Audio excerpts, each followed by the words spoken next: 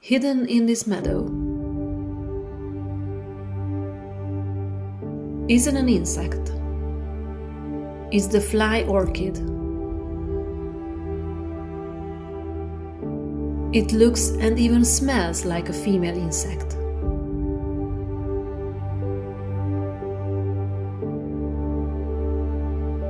Male insects try to mate with it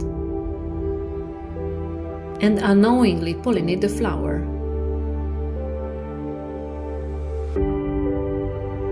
No nectar, just deception.